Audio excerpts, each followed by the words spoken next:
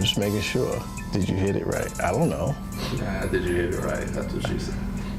I don't Carry know. on. Okay. What's going on, y'all? No Rules Podcast. We back. We talking college hoops. Got my man Thompson right here with us. So first off, we're talking John Thompson III getting fired, getting the axe after what, 13 years? Yeah.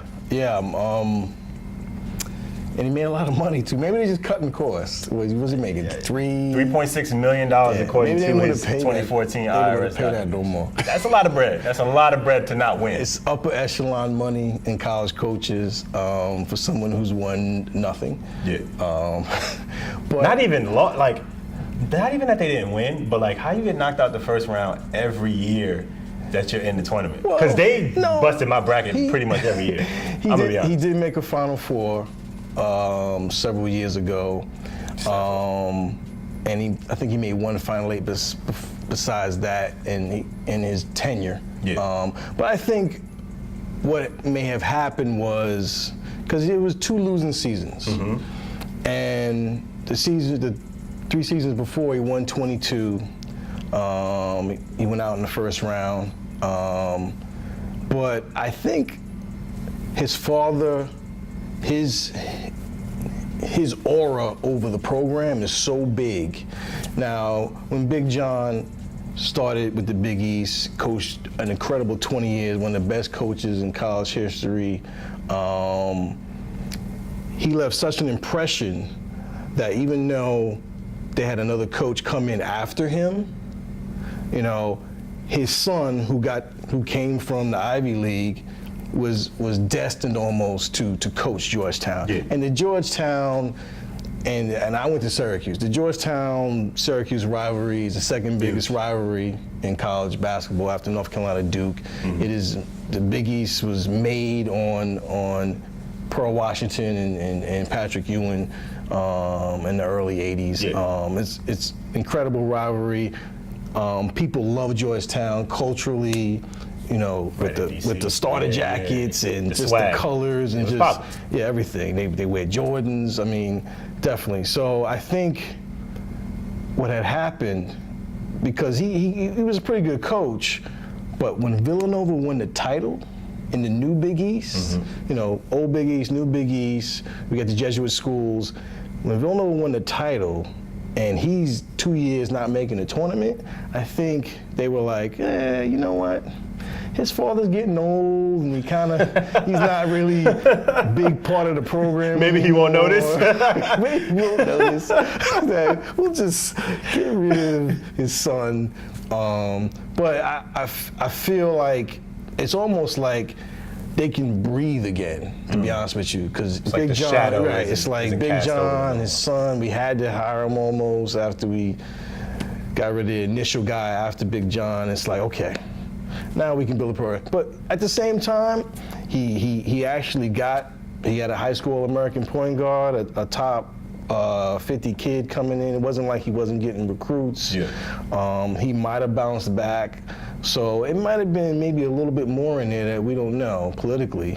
But I feel bad because I just want black coaches to have jobs. I was going to say, there are a good amount of black coaches in college basketball. Right. Well, a decent amount, I guess you could say. Shaka Smart needs to get some wins. Yeah. You can't have 11, whatever. Texas won. They came in last in the Big 12. That's awful. It's tough. It's definitely tough. And this is why it's tough. Yeah. 2 of his kids are going to be in the first round, picking the NBA. Yeah. You can't have. I was going to say, in this one and done era, it makes it a lot tougher for you to win on a consistent basis. Right. So, do you think it's fair to really judge a coach based on whether they make it to? I mean, obviously, you still want your team to make it to the tournament, but winning championships is so much more difficult now. Well, I think that's really fair. And if he goes somewhere else, I mean, is the expectation going to be you got to win a championship or we're going to get rid of you too, or is it just, hey, just make us respectable?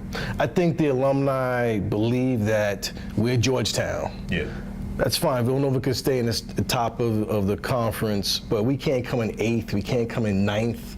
You know, with these newer schools in the conference, Butler, Xavier, you know, we can't be losing to those schools. And I think that's what they believe, that, you know, we're Georgetown, we're a big-time program, when in actuality, in the last 4 years or so. After the Big East broke up, they really haven't been a big time program, and they got to put the blame on somebody, and they put it on him.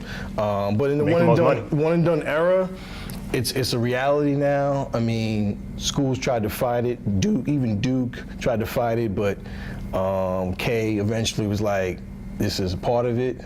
You know, we got to deal with it. If I want to continue to be on top, I need obviously big recruits, and big recruits are one and dones now. I mean, they lucky they come for 1 year.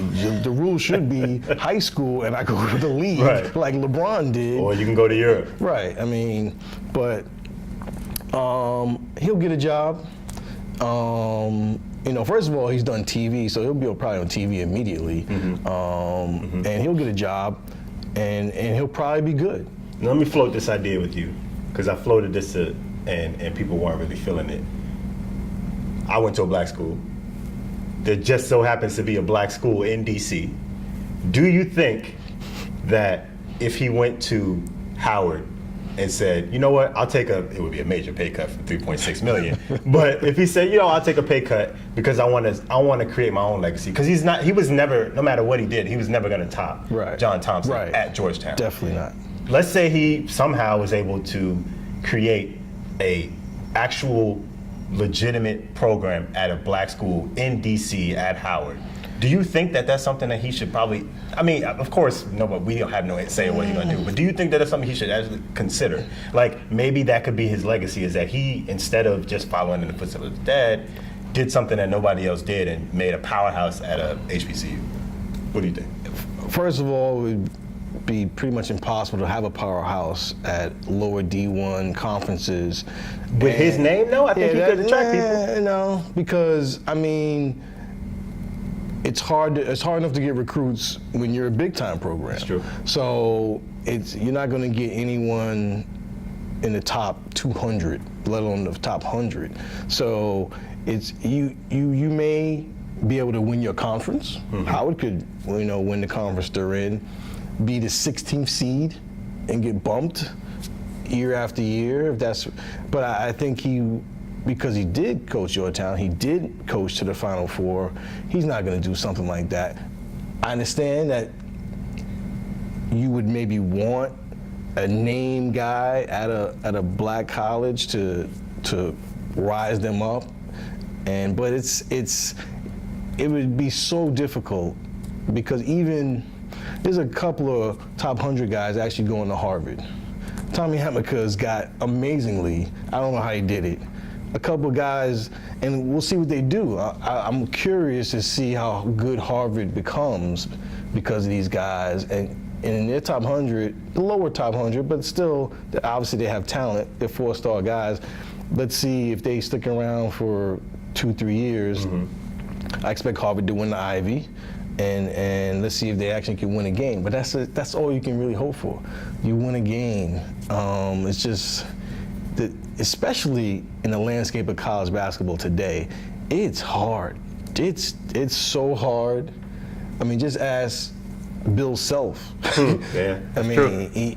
he with all his success, he gets so many top recruits.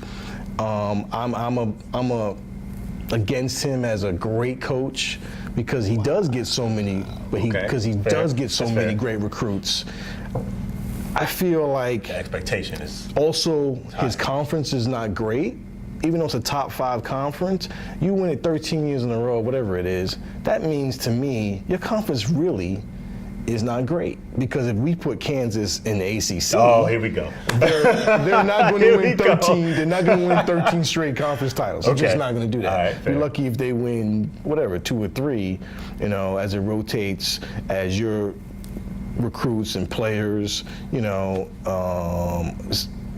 if they can be as good as the Dukes, the North Carolinas, so on. And the ACC is just too hard. Big 12 is not a great conference. I mean, so it's the landscape is so tough. It's so tough. I was talking to some coaches, former coaches this week about it. And even though I had reservations about some of these so-called great coaches like Calipari and Self, they were like, you just don't understand how hard it is. It's just so tough because the tournament is such the greatest thing ever, drama ever, because it's one game. Yeah. You could just have a bad shooting game and you're out. That's true. Simple.